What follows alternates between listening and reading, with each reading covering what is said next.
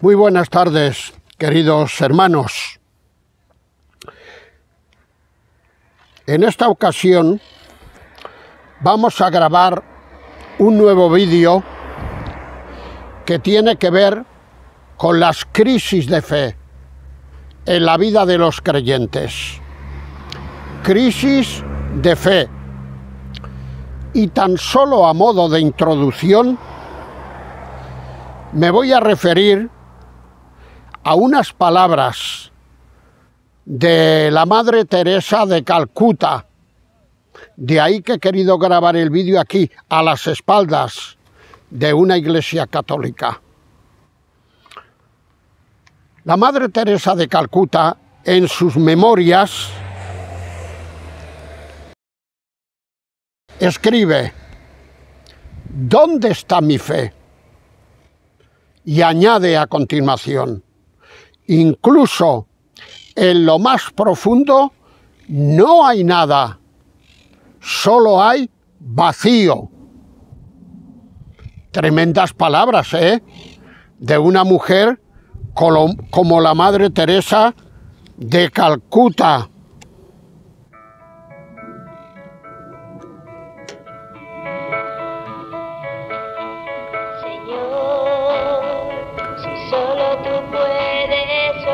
Una vez más pongo a Carmen Valero en una canción alusiva al tema que vamos a desarrollar. Mientras ella canta, iré comentando algunas cosas acerca de estas palabras que acabo de citar de la Madre Teresa de Calcuta. Os quiero decir que me faltan elementos de juicio para saber con certeza si aquí la Madre Teresa se está refiriendo solo a su fe o incluye también a la persona de Dios. No hay nada, tan solo vacío, dice ella. Fuere como fuere, lo que es muy evidente es que estas palabras presentan una crisis de fe y además en toda regla. Unos 50 años de crisis de fe, que es lo que ella estuvo haciendo allí en la India, en Calcuta. 50 años más o menos de crisis de fe revelan estas memorias. Por otro lado, en cuanto a la Madre Teresa y también en cuanto a todos nosotros, a mí personalmente me tranquiliza saber que como Jonás, en su libro capítulo 2, declara: la salvación es de Jehová. Y el apóstol San Pablo, escribiendo a Timoteo, añadirá: conoce el Señor a los que son suyos. Antes de dejar a la Madre Teresa de Calcuta, quisiera decir que a título personal yo siento un gran respeto hacia esta albanesa. No olvidemos que la Madre Teresa de Calcuta recibió un premio Nobel de la Paz, albanesa de Skopje. Y digo esto porque conozco algo aquella cultura. He estado en distintas ocasiones, hace 30 años, en Albania. Incluso la hermana que me acompaña, Noemí, ha estado conmigo. Has estado 2 veces, ¿eh que sí, Noemí? Dilo fuerte, que te oigan. 2 veces hemos estado. He sido invitado en distintas iglesias de Albania y en grupos familiares. En grupos familiares, la gran mayoría se reunían en grupos familiares. En Tirana, juego con la memoria. En el Basán, ahí había iglesia, y en Tirana también. En Librach también había iglesia. Y luego en el resto de sitios había grupos familiares. En Cabaje, pero allí le dicen Cabaje, en varios sitios, ¿verdad que sí? En Prenjas, con los dos puntitos aquellos encima de la J, como escriben ellos en albanés.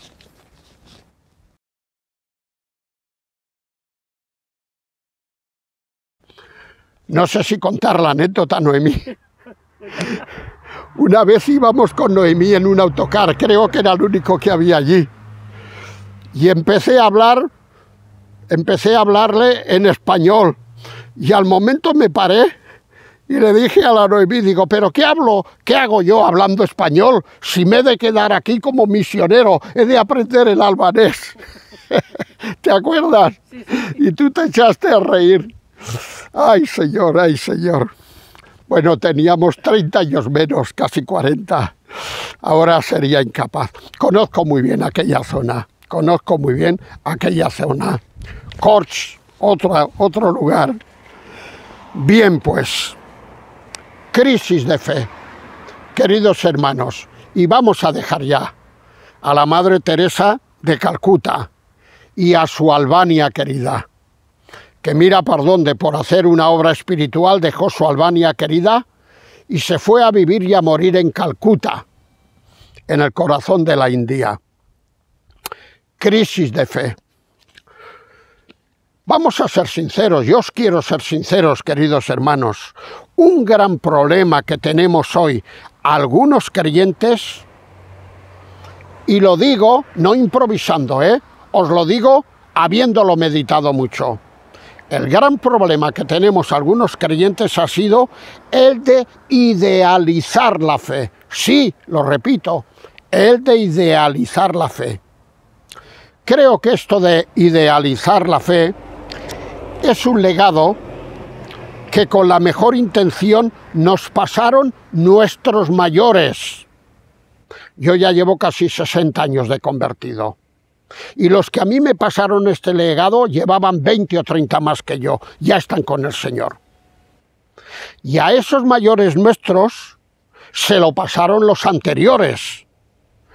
Pero que con la Biblia en la mano no corresponde a la realidad. La fe no se puede idealizar, porque la fe, iba a decir, es como la noria o es como la bolsa, sube y baja, y depende del momento espiritual que estemos viviendo, pues está a un nivel o a otro nivel. Yo supongo que en la intención de nuestros mayores, al pasarnos la idealización de la fe, estaría algo así como el apuntalar y realizar al máximo la seguridad de la obra de Dios en nosotros, que la hemos recibido por medio de la fe. Como si, de no ser así, pues nuestra salvación estuviera en peligro.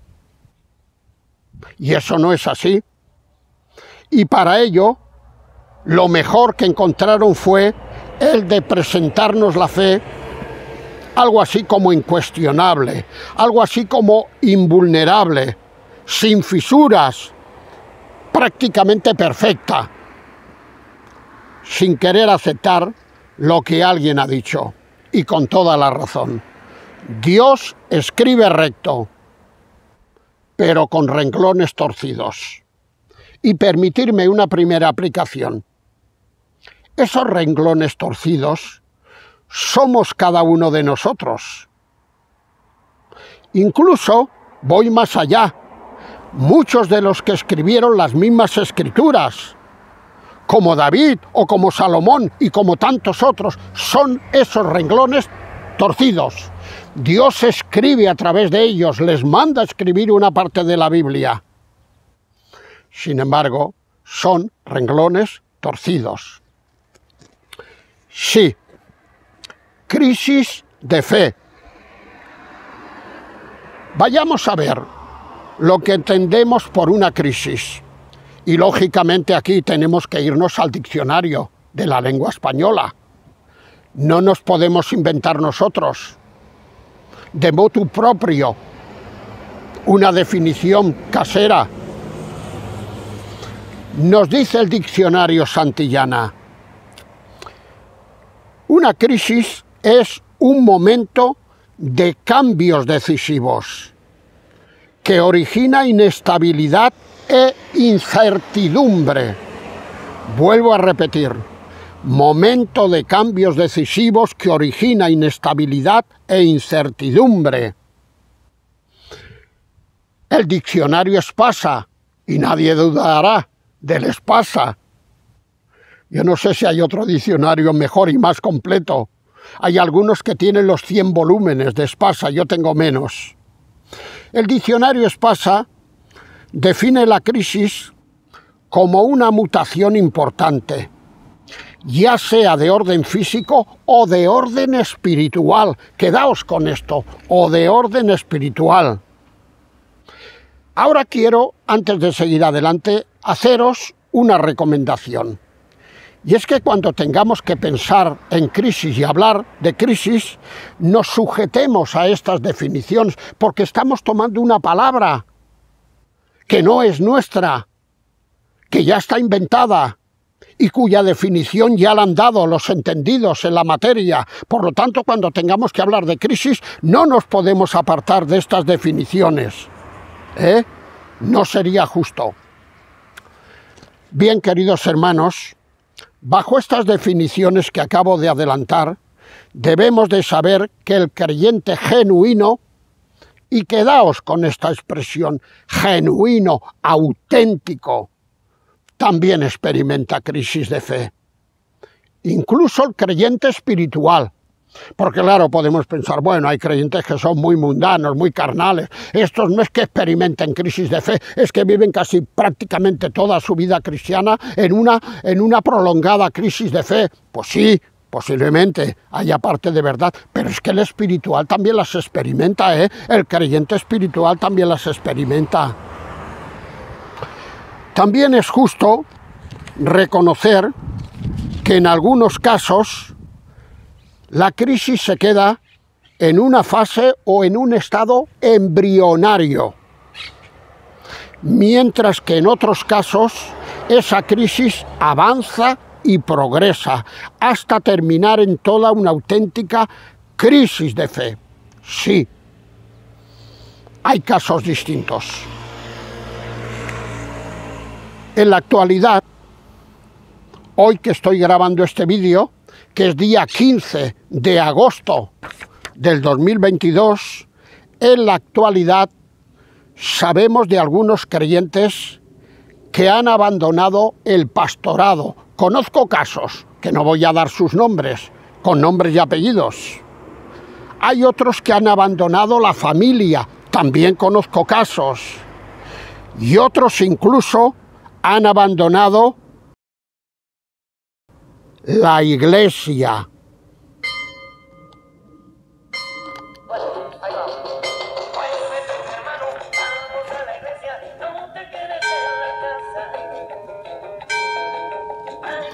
Las campanas de la iglesia están dando las 6 de la tarde.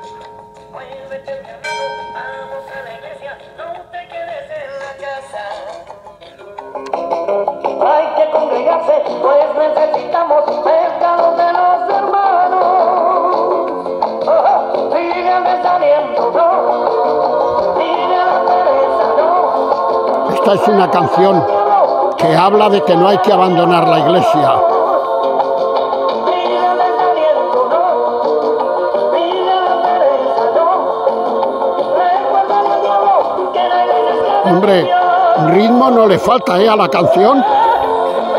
Veo que ritmo no le falta.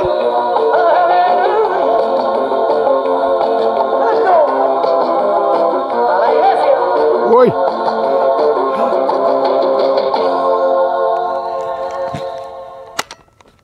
Bueno, para lo que yo quería mostraros ya es suficiente.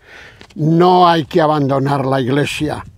Sin embargo, hay creyentes incluso guías y personas muy importantes en el seno de la obra evangélica que han acabado abandonando la Iglesia.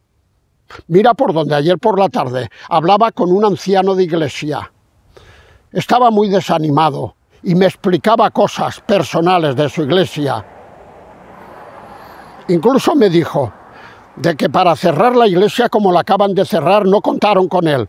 Lo hicieron a sus espaldas.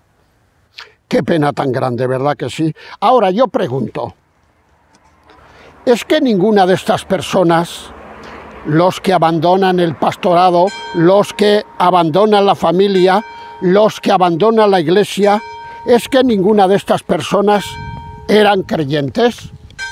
Porque claro, según esta interpretación tan facilona de lo que es una crisis, pues es que hicieron todo esto porque ninguno se hubiera convertido de verdad al Señor.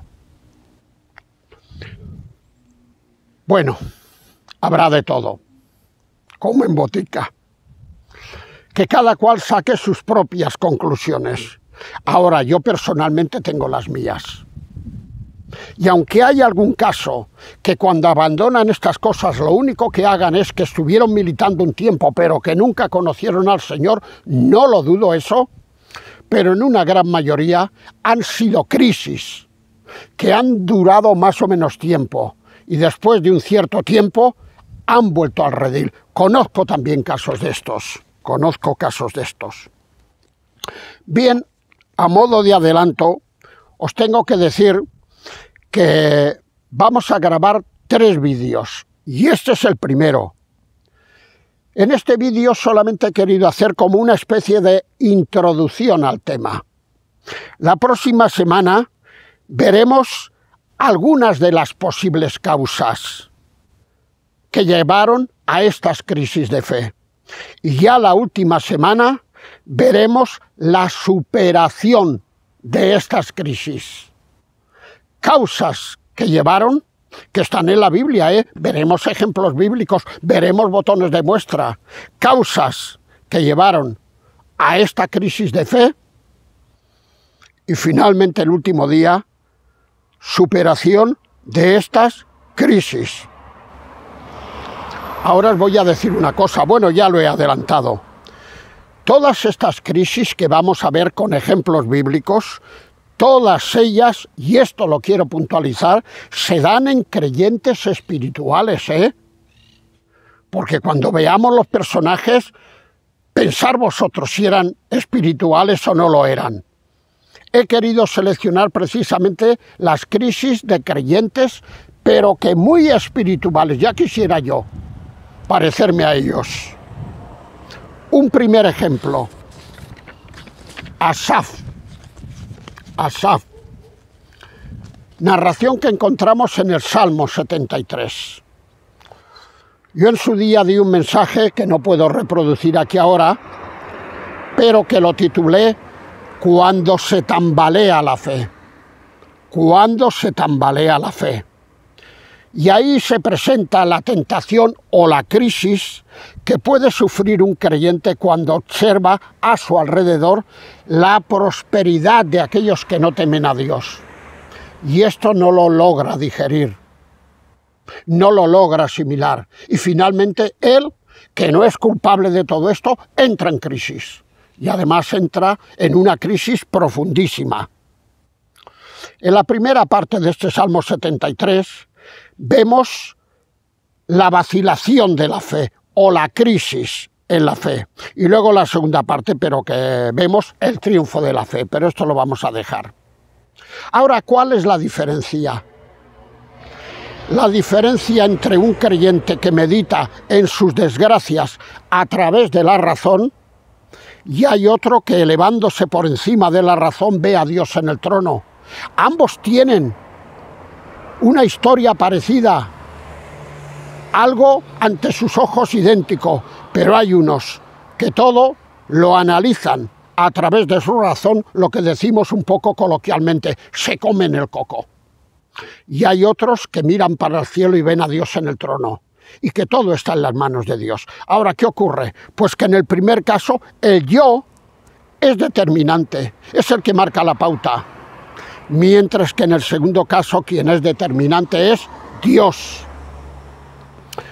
De paso notar que aquí Asaf, en este Salmo 73, cosa que no veremos porque no es mi intención, pero os lo adelanto ahora, nos responde también. En primer lugar, ¿cómo le vino aquella crisis? Y fue al fijarse demasiado en lo que hacían los demás. Él miró más de la cuenta. Aquí tendríamos que destacar el peligro de la vista. Varios personajes como Eva, como David, como Acán, como Sansón, le dieron rienda suelta a la vista y acabaron muy mal. En segundo lugar, ahí se nos presenta también cómo salió Asaf de esta crisis.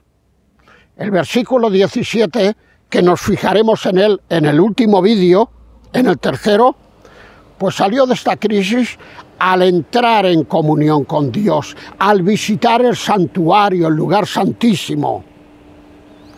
Y en tercer lugar, ¿cómo sacó provecho de esta crisis?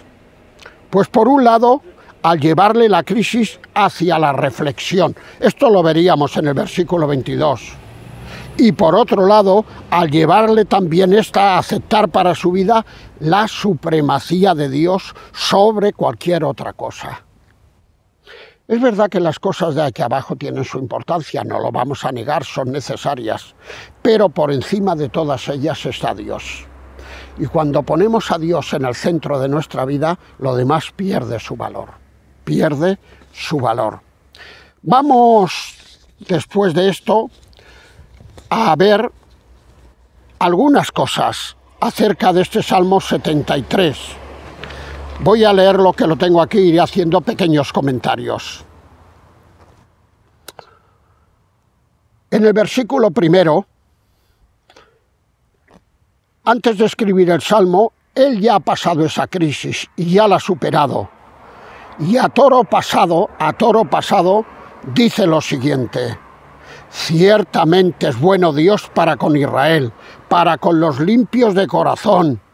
Es decir, he llegado después de atravesar esta crisis a la conclusión que Dios es bueno y que todo lo hace bien. Y ahora pasa a explicar en lo que consistió su crisis. Dice, en cuanto a mí, por lo tanto, lo que va a explicar aquí ahora es una experiencia personal, no es algo que le han contado otros, es una experiencia personal. Y no olvidemos que Asaf era un hombre muy importante en el pueblo de Israel. Era el director del coro, de aquellos grandes coros que había en el pueblo de Israel, pues él era el director. Era una persona reconocida, envidiada por muchos. En cuanto a mí, y alguien diría, pero ¿cómo tú, siendo lo que eres, has podido tener esta crisis? Pues claro que sí. En cuanto a mí, casi se deslizaron mis pies. Y es que, como tantas veces hemos dicho, hay tormentas en la vida del creyente que ponen a prueba la más fuerte ancla que podamos tener con nosotros. Estas tormentas son superiores. Y por muy importante y por muy grande que era espiritualmente Asaf, esta tormenta acabó con su resistencia. En cuanto a mí, casi se deslizaron mis pies. Por poco resbalaron mis pasos. Casi. No acabó del todo, pero casi. Y luego lo remata. Por poco. ¡Ay! Estuve en un tris de pegármela. Por poco resbalaron mis pasos. Y ahora explica la razón por la que le vino esta crisis. Dice en el versículo 3, porque tuve envidia de los arrogantes, viendo la prosperidad de los impíos. Y más o menos él se preguntaría, pero ¿cómo yo, que estoy dejando ganancias añadidas por servir a Dios en la dirección del coro, me van tan mal las cosas económicamente, y esta gente que no tiene ningún temor ni respeto por Dios, cada día prospera más? Dice, porque tuve envidia de los arrogantes viendo la prosperidad de los impíos. Y ahora pasa a presentar el estatus social al que han llegado estas personas. Versículo 4. Dice que son personas que no tienen congojas por su muerte. Hombre, la muerte nos tendrá que llegar a todos, sí, pero a estos les llegará cuando no haya más remedio. Tendrán las mejores mutuas, los mejores hospitales, los mejores tratamientos, lo mejor de todo, a causa de su dinerito. No tienen congojas por su muerte, pues su vigor está entero. ¡Uah! Pero si tiene casi 100 años y parece un crío de 40, es que se ha cuidado a base de bien, gracias a su poder económico. Sigue, versículo 5, tampoco pasan trabajos como los otros mortales. La vida está llena de trabajos, pero estos parece ser que no tienen nada que ver los trabajos con ellos. Tampoco son azotados como los demás hombres. Caramba, qué bien les está yendo en la vida. Y ahora hay unos resultados, porque la vida les ha acostumbrado a ser, pues, de esta manera, ¿verdad que sí? Pues ahora hay unos resultados. Dice, como conclusión, por tanto, la soberbia los corona, se cubren de vestido de violencia. Como aquel dicho que dice, ¿cómo te llamas? Y el aludido dice, fulanito de tal, ¡pum, pum! Te llamabas, ya no existes. Se cubren de vestido de violencia. Los ojos se les saltan de gordura, vaya rostros, vaya ojos. Logran con creces los antojos del corazón. El Señor quiere que todas las cosas necesarias nos las dé. Pero los antojos, hombre, los antojos han de quedar para otros, pues estos los logran. Y además con creces, ¿eh? No llegan a final de mes, con lo justo. Tienen una buena cuenta bancaria.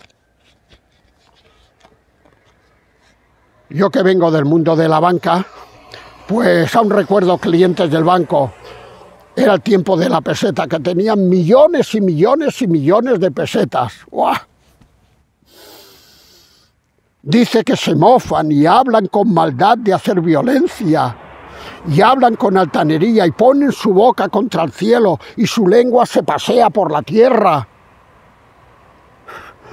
Y luego añade aquí el salmista, por eso Dios hará volver a su pueblo aquí, y aguas en abundancia serán extraídas para ellos. Este es un versículo un poco difícil de interpretar.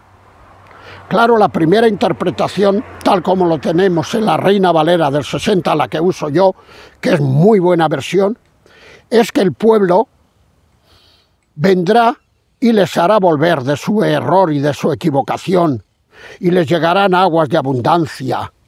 Pero claro, pero si el pueblo estaba hecho polvo, el pueblo estaba peor que ellos todavía. Hay otra versión, que es la versión de las ediciones paulinas, que dice así, mientras que aquí es Asaf el que dice que Dios hará esto, en esa otra versión es Dios el que habla. Y dice, por eso mi pueblo corre hacia ellos y beben de su agua en abundancia. Es decir, porque hay tal prosperidad en estos hombres, mi pueblo, como digo yo, el tontilán de mi pueblo, se va tras ellos. Y aguas suyas le llegan en abundancia. Bien, la cosa no queda claro, pero he querido hacer esta puntualización. Y finalmente dice, y dicen, pero bueno, ¿cómo sabe Dios? Y también vuelven a decir, ¿hay conocimiento en el Altísimo? Y concluye Asaf, he aquí estos impíos, sin ser turbados del mundo, alcanzaron riquezas. Hay que ver, es que no me lo acabo de creer. ¿Cómo puede ser que estos impíos, que no han sido turbados ni han sufrido para nada, hayan alcanzado lo que han alcanzado? Y como una especie de conclusión a la que llega Asaf, lo tenemos en el versículo 13 al 16. Él llega a esta conclusión. Viendo lo que he visto y habiéndolo narrado, llego a esta conclusión: verdaderamente en vano he limpiado mi corazón y en vano he lavado mis manos en inocencia, pues resulta que he sido azotado todo el día y castigado todas las mañanas. Esta es la conclusión: es que mira que he sido tontilán, tenía que haber hecho como ellos y estaría en una mejor posición económica, pero yo me he dedicado a Dios y a su culto y al servicio, y llego a la conclusión que ha sido un balde esto. Pero claro, él ahora reflexiona en una segunda vez y dice para sí, es como un soliloquio: si dijera yo, pues bueno, ya que les ha ido también a ellos, pues yo hablaré como ellos. Lo puedo hacer, soy libre, Dios me ha hecho libre. Pero ¿sabéis lo que ocurriría? Que por la importancia de mi persona, y porque soy una persona que me querrán imitar las juventudes venideras, he aquí que a la generación de tus hijos engañaría. Sí. Si yo hiciera esto, aquellos que luego leerán acerca de mi ministerio dentro del pueblo de Dios quedarían engañados y confundidos. Como leemos en el Salmo 69:6, donde dice allí el salmista, que es David, mira por dónde, que no sea yo motivo de tropiezo ni para los que creen ni para los que te buscan. Por favor, antes de dar un paso adelante hay que pensárselo dos veces. A esta conclusión llega Asaf. Y luego concluye en el versículo 16, y nosotros también vamos a concluir. Dice: cuando pensé para saber esto, fue duro trabajo para mí. Por un lado me di cuenta de que yo no podía seguir este ejemplo, que iba a confundir a la generación venidera. Pero por otro lado, cuando pensé, ¿qué hago? Fue un duro trabajo para mí. Porque si sigo su ejemplo me hubiera ido mejor. Pero las consecuencias espirituales también sé las que serían. Por lo tanto, queridos hermanos, tenemos el primer botón de muestra de creyentes espirituales dados al ministerio del servicio de la casa de Dios, entrando en crisis, y además en una crisis profunda. Luego no digamos que solamente los malos creyentes son los que entran en crisis, porque iremos viendo el día que viene botones de muestra de los creyentes más espirituales en la Biblia que entraron en crisis. Bien, Noemí, no te he dicho nada, pero ya que te he nombrado con lo de Albania, te voy a pedir que termines en oración, te pasaré la pinza, aunque ya te conocen. Ven aquí, has orado varias veces y ya te conocen. Y luego ves y apaga la... Señor, pues como hemos visto en la predicación de Marcelino, que todos los creyentes en algún momento de nuestra vida pues pasamos crisis, Señor, y solo podemos superarlo cuando miramos hacia ti, Señor. Te pedimos que tú nos sigas guardando y cuidando, Señor. Sin ti no somos nada. En el nombre de tu Hijo amado, Cristo Jesús. Amén. Amén, Señor. Amén. Vale, ves y ciérralo.